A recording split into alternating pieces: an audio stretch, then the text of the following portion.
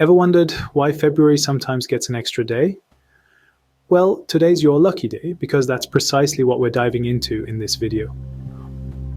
Fortunately, February isn't trying to outshine its lengthier counterparts, such as January or March.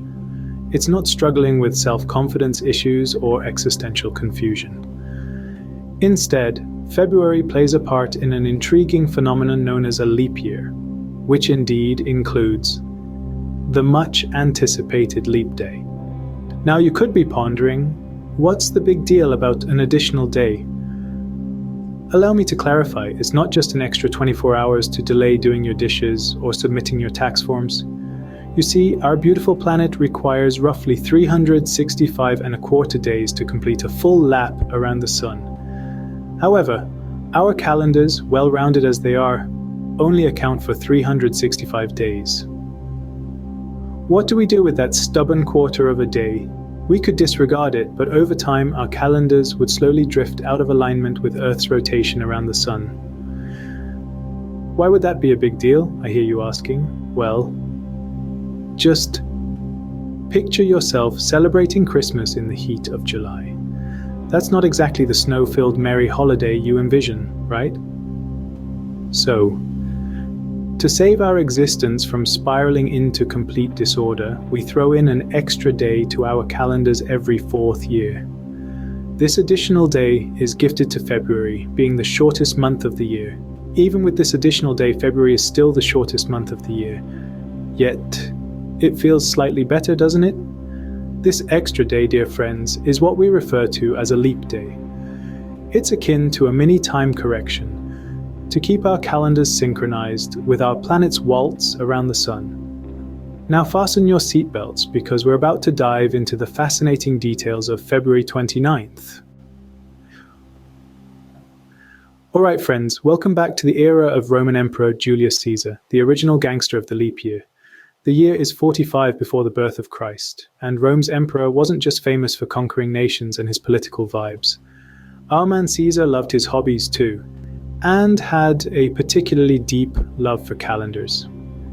Before Caesar's time, people used the so-called lunar calendar.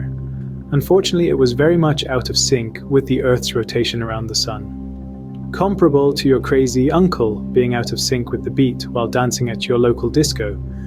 So, along comes Caesar and an astronomer from Alexandria named Sosigenes. These two calendar enthusiasts introduced a new solar-based calendar, the Julian calendar. Yes, that's right. Julius conveniently named it after himself. This new calendar aimed to align the time of day with the solar year, which is the time it takes Earth to orbit the sun. But there is a small issue. The solar year doesn't take an exact 365 days. It's 365 plus a quarter of a day. This may seem like a small and irrelevant amount of time at first, yet it is not. Caesar and his stargazing friend Sosigenes implemented a fix. Every 4 years they added an extra day to February.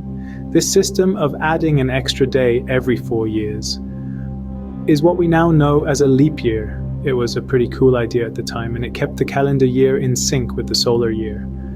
Until it didn't. I already told you that the emperor loved calendars as his hobby, and it wasn't his full-time job. The Julian calendar needed an upgrade. Stick around as we dive into the workings of the calendar we use today. Named the Gregorian calendar. Yes, you guessed it. This calendar was named after a very modest man too. The Gregorian calendar, named after Pope Gregory XIII, came to save the day. Or rather, to save the year, if we're being precise. And precision is what the Gregorian calendar is all about. This calendar, introduced in the late 16th century, was designed to fine-tune the timekeeping system and keep Easter close to the vernal equinox. Oh yes, who doesn't love a good vernal equinox, am I right? To help you out a little, this means the date that day and night have the same duration. And it happens every year around March 21st and September 23rd. Now let's go back to Gregory and his fancy calendar. How did he align the calendar with time? He achieved this by introducing a small but critical adjustment to the leap year rule. Remember our friend Julius with his calendar and its leap year every 4 years? Well, the The Gregorian calendar looked at that and said, "Hold my sundial." It decided that a leap year every 4 years was just a bit over the top. It was like having way too much sugar in your tea. Sure, it's sweet, but it also hurts your teeth. So, the Gregorian calendar introduced a new rule. In this calendar, a year would be a leap year only if it was divisible by 4. But, and here's the twist, years divisible by 100 would not be leap years, unless they were also divisible by 400. That sounds like a high-level math riddle, doesn't it? This small tweak helped to balance out the slight overcompensation of the Julian calendar's leap year rule and kept our calendar year more in line with the Earth's actual orbit around the Sun. So, if you're wondering why the year 2000 was a leap year but the year 2100 won't be, you have the Gregorian calendar to thank, or blame depending on how much you like extra days. But why all these complex calculations? What's the big deal about one extra day? Just imagine celebrating Christmas in the heat of summer. That just does not sound right, does it? As fun as it may sound, it's just wrong on so many levels. Now, let's dive into what could happen if we didn't have leap years. Leap years, those magical extra 24 hours we get every 4 years, are not just about giving us an extra day, but they play a crucial role in keeping our calendar in alignment with Earth's rotation around the Sun.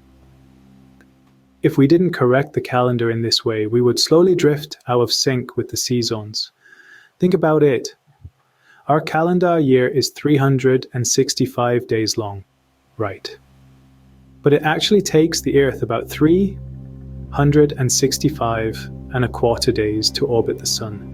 That quarter of a day might not sound like much, but over time, it adds up. If we didn't add a leap day every 4 years, we would lose almost 6 hours off our calendar year annually. Just imagine all the naps, TV shows, or romantic encounters you'd miss each year. We don't want that. Now let's do some quick math. 6 hours a year means we'd be off by a full day every 4 years. So, after 100 years, our calendar would be out of sync by almost 25 days. Imagine our seasons shifting by that much. We'd be carving pumpkins for Halloween in the spring and hunting Easter eggs in the fall. And now, all of a sudden, 25 days of missed naps, TV shows, or romantic encounters make quite an impact, don't they? Leap years, therefore, save us from this world of chaos. They ensure that our calendar stays aligned with the way planet Earth is turning around the Sun. They keep our seasons in check, ensuring that spring always feels like spring, summer always sizzles. Autumn leaves keep falling in the right month, and winter, well, always comes with its chilly charm. So, the next time you enjoy a snow-filled Christmas, remember to thank the leap year. Now, let's go and impress your friends or colleagues with this newly acquired knowledge. Here are some fun facts that you can use to impress your people. Did you know that the chances of being born on a leap day are 1 in 1,460? That's right, those born on the 29th of February, known as leaplings, have a birthday that technically comes around only once every 4 years. And speaking of birthdays, imagine the conundrum faced by leaplings when it comes to their age. If a leapling is 84 years old, do they celebrate 21 birthdays or 84? It's a bit of a head scratcher, isn't it? Now, here's a leap year fact for the history lovers. The concept of the leap year was introduced by Julius Caesar over 2,000 years ago, but it was good old Pope Gregory who fine-tuned the system in the late 16th century. That upgrade took a good 1,500 years to implement. What do you think our calendar will look like 1,500 after Gregory in the year 3000? And who will name it after him or herself? And finally, just to add a sprinkle of romance to our facts, did you know in some cultures, leap year is the time when women traditionally propose to men? But if you're ready to propose on any other day of the year, please don't wait and go do it right now. Perhaps you have your own leap year stories or peculiar facts to share. We'd love to hear them in the comments section below. And that's a wrap on the leap year mystery. Thank you for your time, and don't forget to hit that like button and subscribe to our channel for more exciting topics. Keep asking why and have a very happy day.